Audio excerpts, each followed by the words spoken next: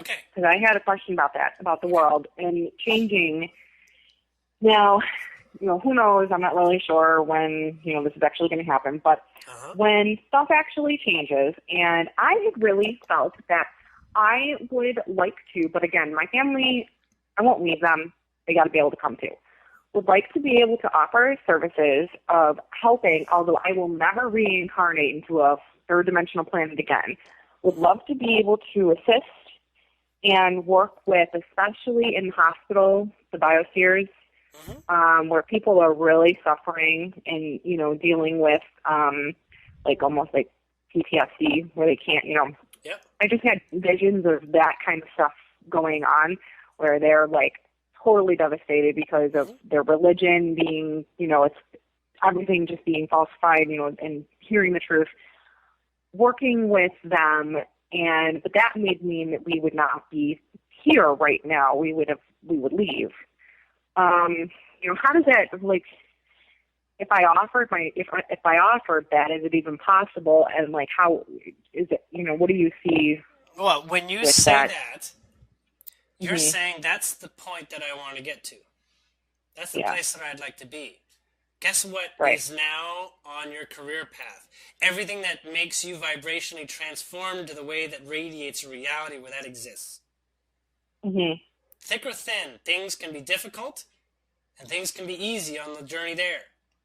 They have to have a certain amount of joy in it. Otherwise, your mind will be like, that's not useful. On one hand level, I don't care about this because if I'm going to feel like I'm delving into horrors of reality, even I have my own limit in terms of delving into horrors. But the more that you sort of transcend, everything that you transcend is something that you can offer. So you want to help people heal? You got to be like the best healer of yourself first. You're a better healer by your ability to overcome your own worst issues. Right?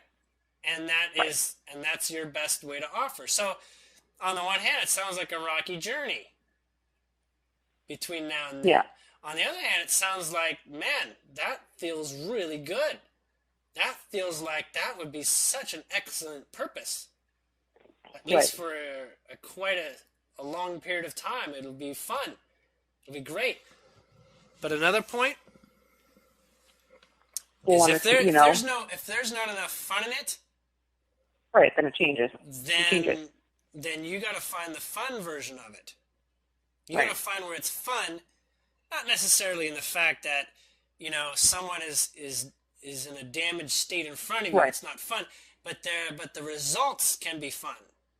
Right? You'd be like, yay, we did it together. So begin practicing those.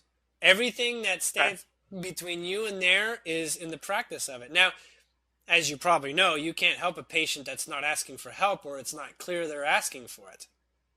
Right? So so although you may not know lots of people who could use your help, until they're asking, you haven't got a foot in the door. Right? So you find yourself in places where people are asking. And there's a lot of people asking. And over this next year, in the mass hysteria of confusion for those who have no idea how beautiful life really is, they're going to be trying to resolve all the complicated mess of old 3D perspectives and not know where they stand without feeling like they're committing suicide by allowing themselves to go with the hippies or something. So there's a certain amount of, is it fun to be in their shoes? Until you know that you're going to enjoy the process from end to end, you gotta, come in with a certain degree of courage, which you have. I'm being told you do. Now that courage, you know what it stands for, right? It stands for that you can go into a battle zone and come back out and not be in such a way that you carry the scars of the battle zone. But that you come out with more beautiful knowledge as a result. Now, it's hard to do that when you go into a battle zone and say, oh, I got benefit from that. You ask anybody in the military, be like, yeah, it's hard, but all you gotta do is find the silver lining purpose, and you're actually coming out as a winner. And then it's worth keep doing it. It's worth to keep going. This is around a year from now. It's significant because in your timeline reality, about a year from now, 2017, there's what you're going to call the point where everybody gets fed up. Okay. It's as if in your timeline, everybody hears about the bad news that everything was kind of screwed up to begin with, right? That there's so much control going on behind the scenes and everything, and everyone feels sort of helpless, right? And they want to change, but now their fear is feeding the mechanism that creates more control. And there's this point with the fed up where people literally have to decide to trust each other. And that's where you come in at a high level of value, where you point out, hey, you two, you think completely differently. I can tell you this exactly because I can listen to your thoughts. Like, you came to me, you want to figure out what the problem was between you two. Let's say it's couples therapy in this case. You guys got problems because you guys are thinking about two things, and I can see exactly what the error between the two of you, what belief system literally stands between the both of you. And you point that out and you say it, that's that. You want to figure this out, you got to deal with that elephant in the room. And you bring it straight up forward and you say, book more time with me, or you got what you need to figure this out. You can decide how useful it is. And you're going to have the courage to be blunt, because you're going to have a lot of people wanting to make use of this, and you're just not going to have the time for everybody. Okay. You're going to be like, I do 4.5 hours of bookings a day, and that's all I do. I do that 6 days a week, and I take vacations all the time.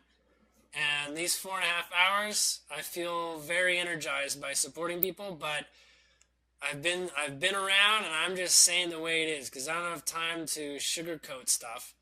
I'm going to be as polite as I possibly can, and then that's it. I'm cutting off my mannerisms at that level of politeness. And that's what I feel is my middle ground for all the different types of personalities that come in my door. Cool. And you're likely to have a couple public disclosures of information, like you share your perspective on a blog or an interview or something like that, where you talk about like the reoccurring things that show up, and you say, hey, everybody, I keep getting this in my sessions or whatever, my stuff. Y'all got to figure this one out because everybody's having this problem. Like y'all don't know how to enjoy time in the bedroom or something, and it's all showing up the wrong way for everybody. Everybody's got distorted beliefs on that. You've got to figure out that the woman is thinking about this most of the time, and the man's thinking about this, and how does it come together? I think I have an idea, and this is what I'm sharing, or whatever. So you will become quite telepathic in your receptive ability.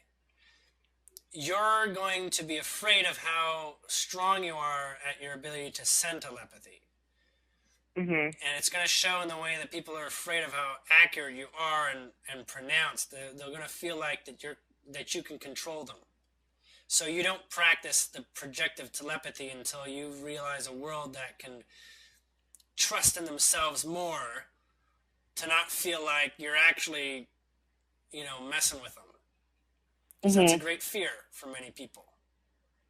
Yeah. But it's going to come in tandem with your ability to read minds. It's going to be your ability to plant into minds too. Okay. Okay?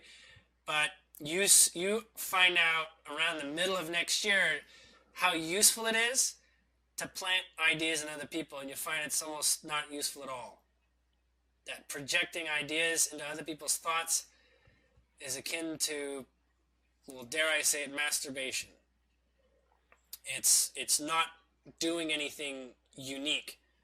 Most of your creation and the way that you're projecting in other people's minds is in the way that you think that's going to repair their lives.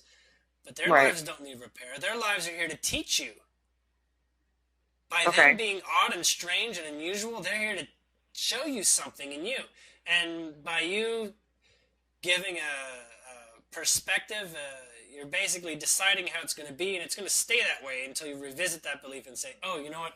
I changed my mind. So you're going to decide not to place so many thoughts into other people's perspectives, and you're going to just sort of like see whatever is coming up as useful for that moment.